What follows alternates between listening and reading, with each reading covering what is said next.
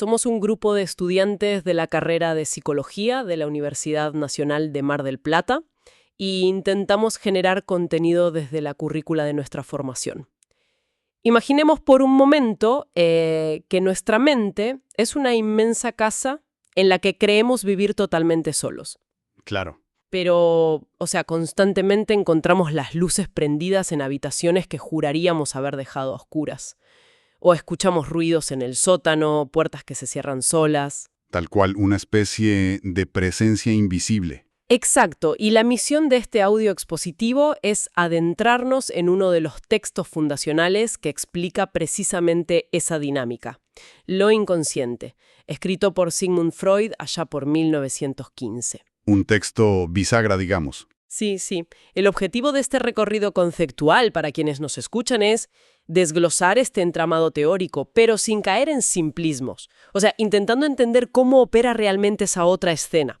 Bueno, analicemos esto. A ver. Pensemos en la paradoja inicial sobre la que se asienta todo este edificio metapsicológico.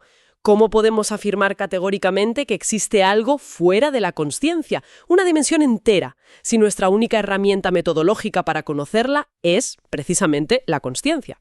Es una encrucijada epistemológica fascinante realmente, y Freud no esquiva esa paradoja al abrir el texto. De hecho, la utiliza como motor para justificar por qué el concepto de inconsciente no solo es legítimo, sino absolutamente necesario.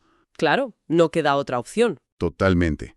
Si intentamos explicar toda la vida anímica basándonos únicamente en lo que experimentamos conscientemente, nos encontramos con que los datos de la conciencia son lagunosos. Tienen baches, vacíos lógicos, digamos. Exacto. La conciencia por sí sola no te ofrece una continuidad. Vemos los efectos, pero nos faltan las causas. Si no presuponemos la existencia de actos psíquicos inconscientes, el comportamiento humano cotidiano se vuelve directamente incomprensible. Pero a ver, me pongo un segundo en el lugar del abogado del diablo. ¿Esos baches podrían ser, no sé, simple desatención? Sí, uno podría pensar eso. Claro, uno podría argumentar desde otras posturas que la consciencia tiene límites de procesamiento, no que existe todo un sistema oculto operando en las sombras con intenciones propias. ¿Cómo justificamos empíricamente que hay una fuerza activa ahí? Esa es la clave del argumento. No estamos hablando de olvidos por desgaste o fatiga. Freud toma evidencia clínica y de la psiquiatría de la época para demostrar que hay motivaciones recontraactivas. Los experimentos hipnóticos, ¿no? Sí, el ejemplo más claro que cita es la sugestión poshipnótica de la escuela de Bernheim. Pensemos en el escenario. Se pone a un sujeto en estado de hipnosis y el médico le da una orden absurda. Tipo una ridiculez. Claro. Por ejemplo, le dice, cuando te despiertes y escuches un golpe en la mesa, vas a agarrar el paraguas y lo vas a abrir adentro del consultorio. Bien. El sujeto despierta, no recuerda absolutamente nada del trance. Escucha el golpe en la mesa y automáticamente va y abre el paraguas. Y acá viene lo central, la autojustificación de la conciencia. Exactamente. Cuando el médico le pregunta por qué abrió el paraguas bajo techo, el sujeto no te dice, no sé. Su conciencia no tolera ese vacío lógico. Inventa una justificación en el acto. Dice algo como, me pareció que estaba lloviendo afuera y quería comprobar si el resorte del paraguas andaba bien. Tal cual. Ahí se demuestra empíricamente que hay una idea, una fuerza anímica operando a espaldas del sujeto que le dictó la conducta y que es ajena a su conciencia. La conciencia solo interviene a posteriori para intentar darle un sentido lógico a algo que se cocinó en otra parte. Bien. Aceptemos entonces que hay actos psíquicos fuera del radar. Pero el texto de 1915 nos advierte que no podemos usar la palabra inconsciente a la ligera. Hay una multivocidad del término. Sí, es fundamental hacer esa distinción. Sentido tópico. Y confieso que al principio cuando uno lee esto, esa distinción puede parecer un mero capricho semántico, pero en realidad estructura toda la metapsicología. No tiene absolutamente nada de capricho. Es una distinción estructural pesadísima. En el sentido puramente descriptivo, nos referimos a representaciones que son apenas latentes. Como que están ahí en espera. Claro, no están en el foco de la conciencia en este preciso milisegundo, pero son susceptibles de volverse conscientes sin ningún esfuerzo. Por ejemplo, si intentamos recordar ahora el nombre de la escuela primaria a la que fuimos. Claro, hace un instante esa información era inconsciente descriptivamente. Exacto. Pero bastó con dirigir la atención para que la representación emergiera. No hay un conflicto ahí. Es mera latencia. Es como buscar un archivo en una carpeta de la computadora que tenés a mano. Pero ojo, el sentido tópico es otra historia completamente distinta. Ahí ya no hablamos de una latencia pacífica, hablamos de lo reprimido. El núcleo duro. Exacto. Es aquello que pertenece al sistema inconsciente propiamente dicho y que no tiene ninguna posibilidad directa ni fluida de emerger a la conciencia. Y la gran diferencia es que sobre este contenido sí opera una fuerza, una barrera activa, que lo frena. Totalmente. Desde el punto de vista tópico, o sea, espacial si se quiere, el aparato psíquico está dividido en sistemas. Para que un acto psíquico llegue a la conciencia, tiene que atravesar fases y someterse a una instancia que opera como selector, la censura. La famosa aduana. Tal cual, todo acto comienza siendo inconsciente. Si al intentar avanzar hacia la conciencia choca contra esta censura y es rechazado, se le deniega el paso. Queda reprimido y confinado al sistema inconsciente. ¿Y si pasa? Si logra sortear esa aduana, entra al sistema preconsciente. Y fíjate un detalle importantísimo acá. Pertenecer al preconsciente no garantiza la conciencia inmediata. Solo otorga la susceptibilidad de ser consciente. Claro, te da el pasaporte, pero no te asegura el viaje. ¿Sabes que para ilustrar este límite perceptivo, hay una analogía brillante en el texto que creo que despeja muchas dudas para quienes abordan estos conceptos? Freud compara nuestra capacidad de conocer lo inconsciente con la forma en que conocemos el mundo exterior. Ah, la analogía de Kant y la percepción. Es buenísima. Esa misma, así como nuestros ojos tienen limitaciones biológicas y no pueden percibir todo el espectro electromagnético. Claro, no vemos los rayos X. Exacto, no vemos los rayos X ni la luz ultravioleta, solo captamos una franja minúscula de luz visible. Bueno, la conciencia es también un órgano perceptivo recontra restringido. Totalmente. A través de esa percepción limitada del mundo físico, inferimos la existencia de los rayos X y construimos las leyes de la física. De manera equivalente, el psicoanálisis postula que la conciencia capta apenas unas traducciones, unos derivados muy distorsionados de los procesos psíquicos reales. Sí, sí. Y a partir de esos rastros conscientes, tenemos que inferir las leyes de ese universo inconsciente. Esto nos plantea una pregunta importantísima a nivel de la dinámica del aparato. Si asumimos, siguiendo tu analogía, que hay contenidos masivos que se mantienen activamente fuera del radar, censurados y reprimidos, ¿cuál es la mecánica? Claro, el cómo. Exacto, cómo opera la represión para mantener esos contenidos en la oscuridad sin que el sistema entero colapse por la presión. Y acá es donde el texto se pone muy interesante, porque solemos pensar, en el lenguaje coloquial, digamos, que reprimir algo es destruirlo. Sí, se usa pésimo el término. Uno escucha decir reprimí un recuerdo, como si lo hubieran borrado del disco rígido, o como si aniquilaran la pulsión que lo originó. Pero el texto de Freud es tajante. La esencia del proceso de la represión no es destruir la pulsión. Imposible destruirla. Claro, porque la pulsión es una exigencia de trabajo continuo, una fuerza biológica constante que exige satisfacción. Lo que la represión hace, y este es el tecnicismo crucial para los colegas, es impedir que la representación representante de esa pulsión devenga consciente. Exacto, impecable. La represión no ataca a la pulsión en sí, ataca a su delegado ideológico, a la idea o imagen que la representa en lo psíquico. Y para entender cómo se logra bloquear esa idea, tenemos que meter el punto de vista económico. Las famosas energías. Claro, que remite a la mudanza de investiduras, o sea, de volúmenes de energía psíquica. Cuando una representación sufre la represión, lo que ocurre fundamentalmente es una sustracción de investidura. El sistema preconsciente le retira su energía ligada a esa idea. O sea, la deja sin financiamiento para operar en la superficie. Tal cual, le corta el chorro de energía. Pero esa representación reprimida no se muere, conserva intacta su propia investidura inconsciente. Así que sigue pujando, sigue exigiendo llegar a la conciencia para buscar la descarga motriz. Te tengo que frenar el razonamiento un segundo acá. A ver. Porque esto choca de frente con lo que vemos todos los días, o al menos con cómo hablamos en lo cotidiano. Si la represión opera sobre la representación, sobre la idea o el recuerdo en sí, ¿qué pasa con la emoción? El gran tema. Constantemente en la cultura escuchamos hablar de emociones reprimidas o de sentimientos inconscientes. Uno pensaría, lógicamente, que si alguien actúa desde un odio profundo pero no se da cuenta, ese odio es, por definición, inconsciente. Es una objeción recontraválida, y es de hecho uno de los errores conceptuales más comunes que el texto de 1915 viene a rectificar con pura rigurosidad lógica. Freud es muy categórico en esto. Estrictamente hablando, los afectos inconscientes no existen del mismo modo que existen las representaciones inconscientes. Pero, ¿por qué no? O sea, si la idea está oculta en el sistema inconsciente, ¿por qué la emoción no puede estarlo también? O la naturaleza misma del afecto. Para que un sentimiento, una emoción o un dolor físico tenga estatuto de tal, tiene que ser sentido. Tiene que haber una percepción del mismo. Y la percepción es exclusivamente una función de la conciencia. Claro. Una representación es una huella mnémica, un rastro en la memoria, que puede existir tranquilamente sin ser iluminado por la conciencia. Pero un afecto es un proceso de descarga. Si no se percibe, no es un afecto. Es apenas un rudimento, una predisposición a desarrollarlo. Ah, entiendo. Lo que ocurre entonces es que la represión produce un clivaje, una separación estructural. Exacto. El divorcio total entre la representación y su monto de afecto. Ese es el mecanismo fundamental. La represión separa a la idea del monto de energía afectiva que la venía acompañando.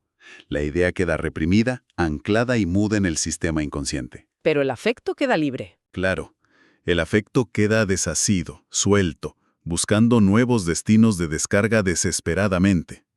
Y la regla de la metapsicología acá no perdona. Si la represión intenta desalojar una emoción pulsional, el afecto desprendido, sin importar si originalmente era amor, odio o celos, aparece en la conciencia transmutado invariablemente en angustia. Siempre en angustia. Qué fuerte. Entonces, ¿qué significa todo esto a nivel de la práctica clínica? Bueno, ahí bajamos la teoría a la tierra. Claro, porque hasta acá venimos con un modelo teórico de fuerzas y energías reabstracto. Pero si tenemos representaciones empujando desde abajo y afectos sueltos que se transforman en angustia pura, ¿cómo se materializa este choque tectónico en el padecimiento real de un sujeto? Se materializa pura y exclusivamente en la formación de los síntomas. Y este es el punto de aplicación más fuerte del texto, para quienes nos escuchan y estudian clínica. Freud utiliza este modelo tópico, dinámico y económico para diseccionar cómo se construyen las enfermedades. Las neurosis. Exacto. Y es fundamental aclarar que estos son los primeros cuadros clínicos propuestos formalmente en la obra de Freud. Hablamos de las 3 neurosis de transferencia clásicas: la histeria de angustia, la histeria de conversión y la neurosis obsesiva. Empecemos por la histeria de angustia, que en la clínica contemporánea se conoce más comúnmente como fobia, digamos. Este cuadro ilustra a la perfección ese destino del afecto que vos mencionabas recién. A ver, contanos el esquema. El esquema es más o menos así. Hay una emoción inconsciente reprimida, supongamos un impulso hostil o erótico inaceptable hacia una figura parental. La censura actúa y bloquea esa representación. La idea inaceptable no llega a la consciencia. Queda abajo. Claro, pero el afecto se desprende y, como explicabas, se transforma en angustia pura. Entonces el sujeto siente un terror absoluto, pero una angustia flotante, sin objeto. Básicamente no sabe a qué le tiene miedo, está aterrado de la nada. Tal cual. Y como el aparato psíquico no tolera esa angustia flotante porque es económicamente desestabilizadora, busca ligarla a algo como sea. Se produce un desplazamiento. Busca un chivo expiatorio, digamos. Exacto. Aparece en la conciencia una representación sustitutiva que tome el lugar de la idea original que había sido reprimida.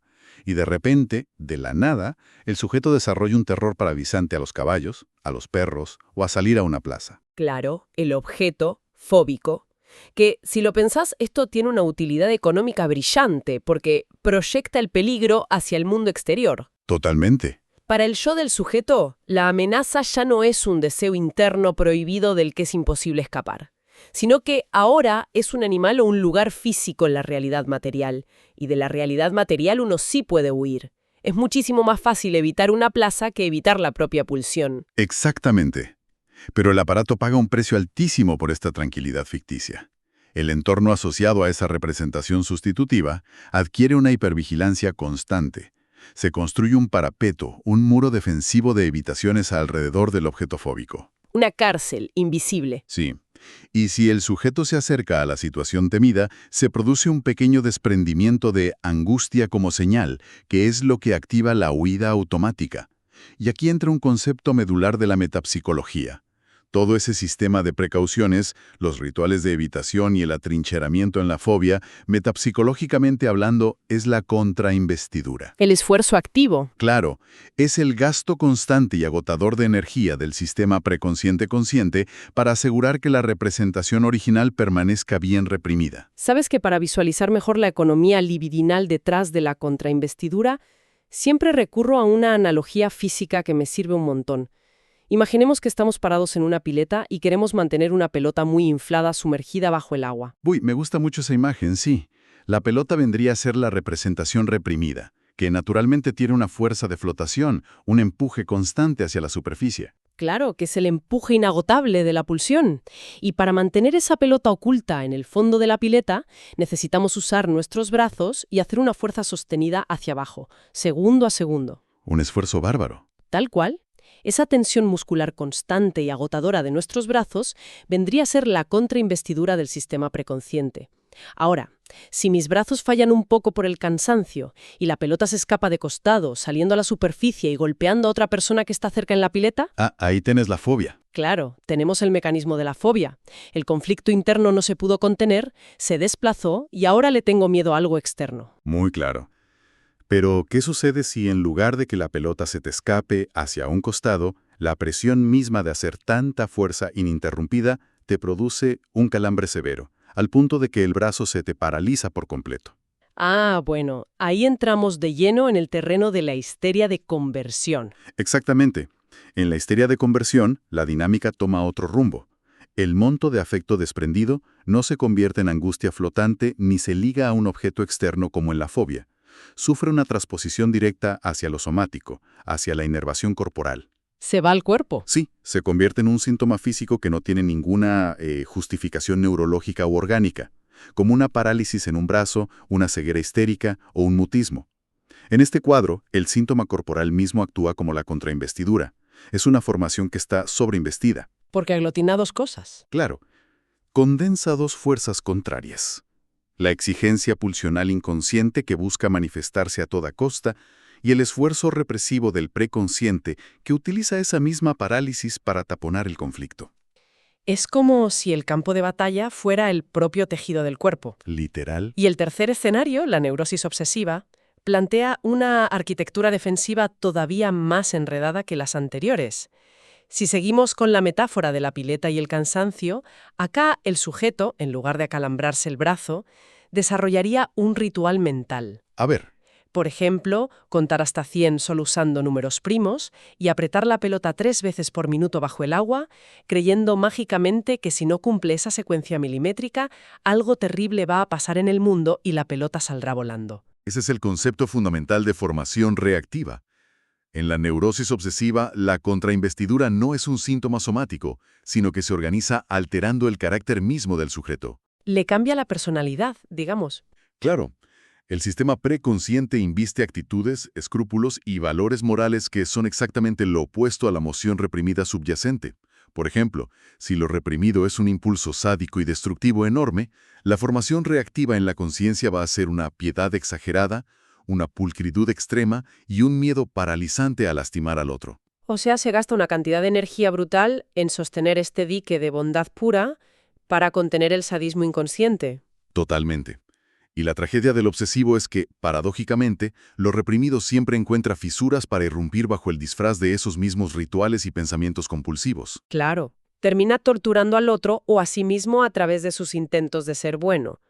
Toda esta descripción clínica nos demuestra que el aparato psíquico está compuesto por territorios que no solo están separados espacialmente, sino que responden a legalidades completamente opuestas. Sí, sí.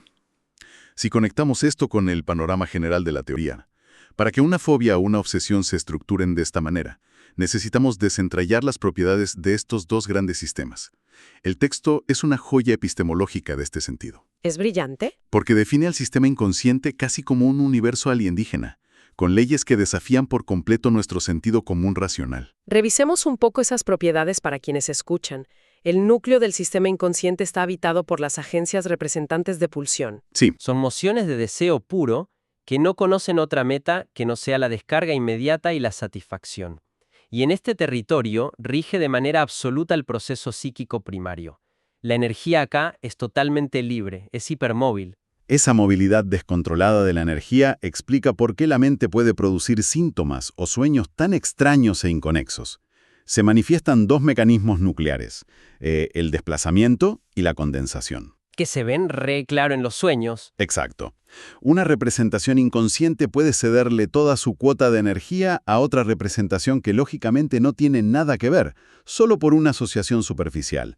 O peor aún, puede condensar, digamos, aglutinar, la energía de muchas ideas diferentes en una sola imagen condensada. Es lo que pasa cuando soñás con una persona que tiene el rostro de tu hermano, pero la voz de tu jefe, y resulta que están tomando mate en la casa de tu infancia. Condensación pura y dura. Tal cual. Y además hay otra propiedad central de este sistema que es la atemporalidad. El inconsciente no lleva registro cronológico del tiempo. No hay un pasado que quede atrás y se diluya. Un deseo reprimido en la primera infancia sigue estando tan activo, tan presente y demandante a los 40 años como el primer día. Es tremendo eso. Y vinculado a esa atemporalidad está quizás la característica más disruptiva de todas, la ausencia absoluta de contradicción y negación. Ah, sí. Para quienes estudian lógica formal, el inconsciente es una pesadilla de la que no se puede despertar. Mociones de deseo que son lógicamente incompatibles, como amar desesperadamente y a la vez odiar a muerte a la misma persona, conviven una al lado de la otra sin anularse mutuamente, sin restarse fuerza. Simplemente convergen. Claro. El concepto del no, la negación como función intelectual, no existe en el inconsciente. Todo es una afirmación pulsional positiva. Por eso, en los sueños, uno puede estar interactuando de lo más bien con un familiar que falleció hace 20 años. El soñante sabe que está muerto, pero en la realidad psíquica del sueño está vivo. No hay conflicto lógico alguno. Y esto se debe, metapsicológicamente hablando, a que el inconsciente opera exclusivamente mediante lo que Freud denomina representaciones cosa. Es decir, la investidura energética recae directamente sobre las huellas mnémicas visuales, sobre las imágenes sensoriales puras de los objetos, pero desprovistas de lenguaje articulado. Exactamente. Ahora, en la vereda de enfrente, el sistema preconsciente-consciente tiene la ingrata función de civilizar todo ese caos. Tratar de poner orden. Claro. Aquí impera el proceso psíquico secundario. La energía ya no fluye libremente de una imagen a otra. Es una energía ligada, tónica. El sistema preconsciente impone una inhibición activa a esa tendencia primaria a la descarga inmediata. Es como el freno de mano del aparato psíquico. Un freno absolutamente necesario para la supervivencia en la cultura. Este sistema secundario está regido por el principio de realidad. Introduce el examen empírico del mundo exterior, impone un orden temporal cronológico estricto y al hacerlo permite la capacidad de juicio, de duda y de contradicción. Claro. Si el inconsciente afirma todo ciegamente, el preconsciente es el que tiene la autoridad para decir, esto no es posible en la realidad. Y lo logra a través del lenguaje. Exacto. Lo logra a través de una herramienta vital que el inconsciente no posee. Las representaciones palabra. El preconsciente enlaza la imagen visual de la cosa con la huella auditiva de la palabra que la nombra. Esa articulación con el lenguaje simbólico es lo que permite que el pensamiento adquiera complejidad lógica y pueda eventualmente hacerse consciente. Ahora bien, hasta acá describimos dos sistemas que parecen el agua y el aceite. Uno es irracional, atemporal y mudo. El otro es lógico, cronológico y verbal. Uno podría pensar fácilmente que están herméticamente separados por un muro de concreto. Pero no. No, la genialidad del texto en su última sección, que habla sobre el comercio entre los sistemas, es demostrarnos que el límite es una frontera sumamente porosa. El inconsciente no es un cementerio de recuerdos muertos o un baúl cerrado bajo llave. Está vivo, es dinámico y mantiene una presión y una influencia recíproca constante con el preconsciente. Efectivamente, el inconsciente nunca deja de producir material. Genera continuamente lo que en la teoría se denominan retoños o derivados psíquicos. Los famosos retoños. Sí, estos retoños son ramificaciones, son herederos asociativos directos de lo reprimido original. Pero tienen una particularidad táctica que vuelve el trabajo clínico un verdadero desafío de investigación. Poseen una altísima organización formal. Yo siempre los pienso como si fueran infiltrados, digamos, espías con documentos falsificados de perfecta calidad. Es una analogía precisa. Estos retoños asumen características que los harían pasar perfectamente por productos preconscientes legítimos. Respetan cierta coherencia lógica y temporal, están exentos de contradicción visible y se articulan muy bien con representaciones palabra.